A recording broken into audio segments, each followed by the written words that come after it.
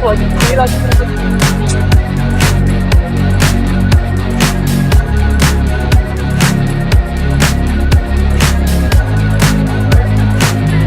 हमारे सामने शहीद हो रहे हैं वो नौजवान बच्चे अकेले नहीं है, बल्कि उम्मत मुस्लिमा का हर एक फर्द उनके साथ शामिल है, उनके साथ खड़ा है। हम इस बात का इस सिग्नेचर कैंपेन और फोटोज़ के जरिए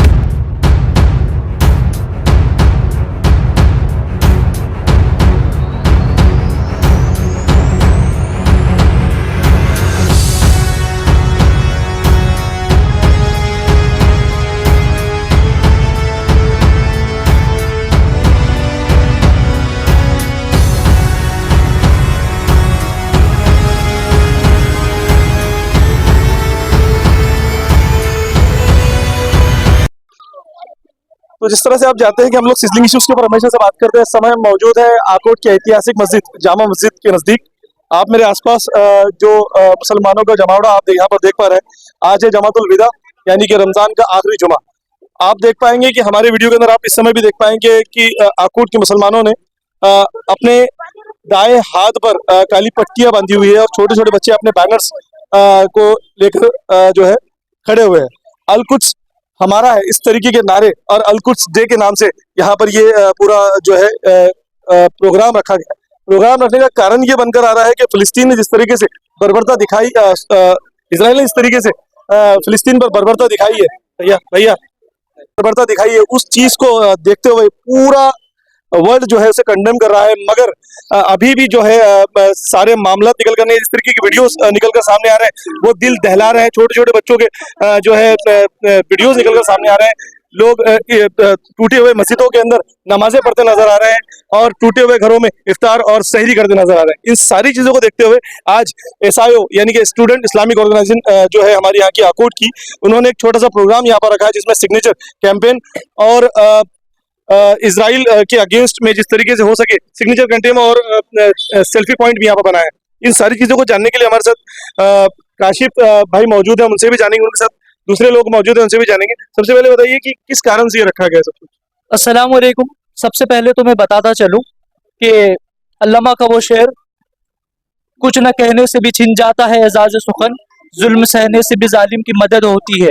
हम यहाँ पर ये पैगाम देना चाहते हैं कि फ़लस्तीन के वो नन्हे नन्हे नौजवान जो बच्चे आज हमारे सामने शहीद हो रहे हैं, वो नौजवान बच्चे अकेले नहीं है, बल्कि उम्मत मुस्लिमा का हर एक फर्द उनके साथ शामिल है, उनके साथ खड़ा है। हम इस बात का इस सिग्नेचर कैंपेन और फोटोज के जरिए ऐलान करना चाहते हैं कि हम उन लोगों के साथ खड़े हैं।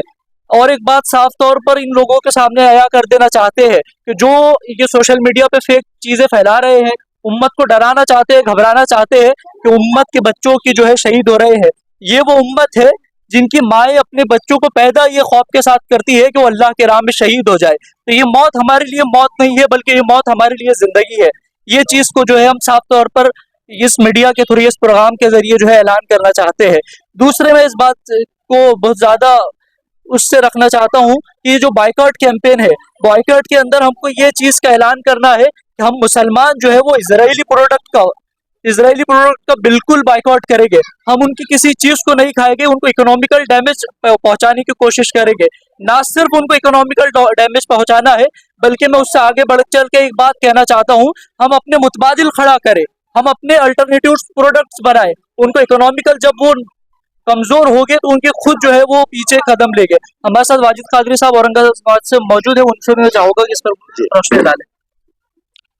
जैसा कि आपके सामने बात आ चुकी है, ये आखिरी जुमा रमजानुल मुबारक का पूरी दुनिया में इंटरनेशनल लेवल पर यौमुल खुद्स के तौर पर मनाया जाता है। आप जानते हैं कि ये इशू बहुत पुराना है और इसमें आज प्रॉब्लम यह है कि दुनिया में ह्यूमन राइट्स की बातें करने वाले, ह्यूमन राइट्स के चैंपियन अमेरिका और यूरोप के ममालिक, वो देख रहे हैं अपने आंखों के सामने 70,000 लोगों को शहीद कर दिया गया। पिछले 1.5 साल से ये पूरी वॉर जारी है और 40-50 साल से ये पूरा इस इंतफादा की तहरीक जारी। लेकिन ये लोग बजाय इसके कि ह्यूमन राइट्स की बात करते, ये उनके कत्ल के अंदर डायरेक्ट शामिल है। बिलियंस ऑफ डॉलर्स ये अमेरिका देता है इसराइल को, और इस तरह से गोया कि ये अपने इस बात को बता रहे हैं अपने अमल से, अपने कौल से, कि साहब हम बातें तो करेंगे लेकिन हमारे डबल स्टैंडर्ड्स रहेंगे। कुछ जगह मामला आएगा तो हम लोगों को कत्ल करेंगे और मारेंगे। तो इसने इनको खोखला करके दुनिया के सामने ला लिया है। बहरहाल जैसा ये जो कुर्बानियां पेश कर रहे हैं, हम यहाँ पे मरसिया करने के लिए, उनका मातम करने के लिए हम जमा नहीं हुए। हम इसके माध्यम से, जैसा भी हमारे भाई ने आपके सामने बात रखी, एक पैगाम देना चाहते हैं अपने नौजवानों को कि हम जुल्म के खिलाफ खड़े होंगे। चाहे जिस भी किस्म का जुल्म होगा, अत्याचार होगा, अन्याय होगा, अन्याय के खिलाफ उम्मत मुस्लिमा खड़ी है, खड़ी रहेगी। अच्छा वाजिद भाई, मैं बीच में आपको रोक रहा, मैं डिस्टर्ब कर रहा हूँ। जिस तरीके से बातें चल रही है, सुनने में आ रहा है कि ये जो कैंपेन आज का लिया गया बाइकॉट, ये एक तरीके से प्री हिटिंग है वक्फ बिल के बाइकॉट करने के लिए। कुछ इस प्रकार की कोई आपकी रणनीति है? देखिए, इस वक्त जो दो चीजें हैं, एक तो मैंने इसके बारे में आपसे बात रखी कि जुल्म, अत्याचार, अन्याय के खिलाफ खड़े होना किसी भी किस्म का हो, वो सिर्फ हम पर हो जब नहीं, बल्कि हमेशा खड़े रहे, ये उम्मत मुस्लिमा की जिम्मेदारी है। दूसरी अहम चीज जो इसी से रिलेटेड है कि कुछ लोगों ने मस्जिद अक्सा पर कब्जा किया गासिबाना, ऐसे ही एक कोशिश हमारे मुल्क अजीज में भी हम देख रहे हैं। हमारे भारत देश के अंदर वक्फ कानून के सिलसिले में वक्फ का जो तरमीमी बिल है, ये इस पर पार्लियामेंट में पेश किया गया, हंगामा हुआ, जेपीसी को दिया गया। अब इस बात की कोशिश की जा रही है कि उसको बैकडोर से इम्प्लीमेंट किया जाए। तो ये जो काली पट्टियां आप जो देख रहे हैं सबके हाथ पर, ये इन दोनों चीजों का निषेध है।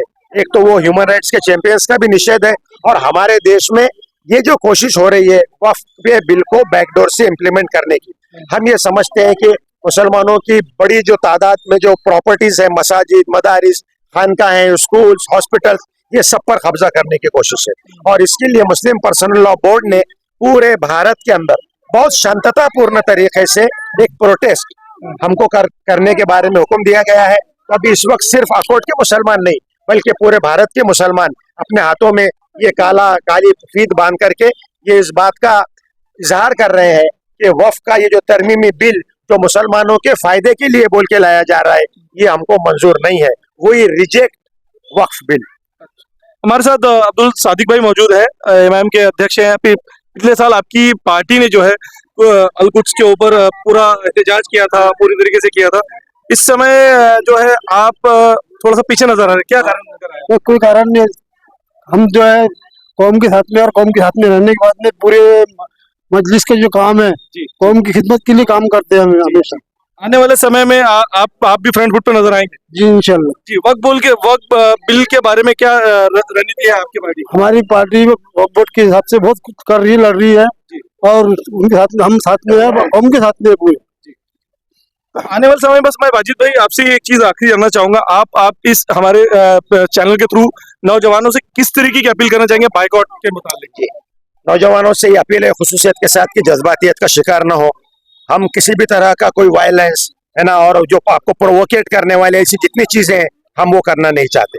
हम बहुत पॉजिटिव अंदाज में अपने डेमोक्रेटिक राइट्स का इस्तेमाल करते हुए एक अवेयरनेस क्रिएट करना चाहते हैं, और बहुत पॉजिटिव अंदाज में इंटरनेशनल लेवल के जो ताकतें हैं उनको भी अपील भी करते हैं, और उन तक ये पैगाम पहुंचाना चाहते हैं कि जुल्म, अत्याचार और बर्बरियत ये बहुत थोड़ी दिन के लिए होता है। हम हर तरह के जुल्म के खिलाफ खड़े हों, और उसका एक सिंबल, एक प्रतीक हमारे फलस्तीनी मुजाहिद बच्चे, बहनें, बेटियां हैं जो वहां पर लड़ रहे हैं। तो हम उनके साथ हमदर्दी के लिए, उनके सपोर्ट के लिए, यौमुल खुद्स के इस दिन के हवाले से एक अवेयरनेस क्रिएट करने के लिए हम सब बहुत शांतिपूर्ण तरीके से यहाँ पर जमा है। हम बहुत शांतिपूर्ण तरीके से यहाँ पर खड़े हुए इस तरीके के जुमलों के साथ उन्होंने अपनी बात खत्म की। वाजिद भाई ने उन्होंने बताया कि किस प्रकार से ये पूरा कैंपेन किया गया और जिस तरीके शांतिपूर्ण तरीके से ये पूरा कैंपेन हुआ, ये सराहनीय है। क्योंकि हम देखते आते हैं जिस तरीके से सड़कों पर हुड़दंग होता है दूसरे समाजों द्वारा, उसके मुकाबले मुसलमान हमेशा अपना एहतजाज, अपना आंदोलन, अपना बाइकॉट बड़ी शांतिपूर्ण तरीके से बताता है, दर्शाता है। और इसी का एक उदाहरण आपको आकोट के सरजमीन पर देखने को मिलेगा। मैं मेरे चैनल के थ्रू आप सबसे गुजारिश करूंगा, अभी इस समय आपके स्क्रीन पर एक लिस्ट आ रही होगी, उस लिस्ट के थ्रू जितने भी आप प्रोडक्ट्स आप वहां पे देख रहे हैं, वो प्रोडक्ट्स के लिए जितना हो सके उसको अवेयर करें, अवॉइड करें, वो यूज ना करें।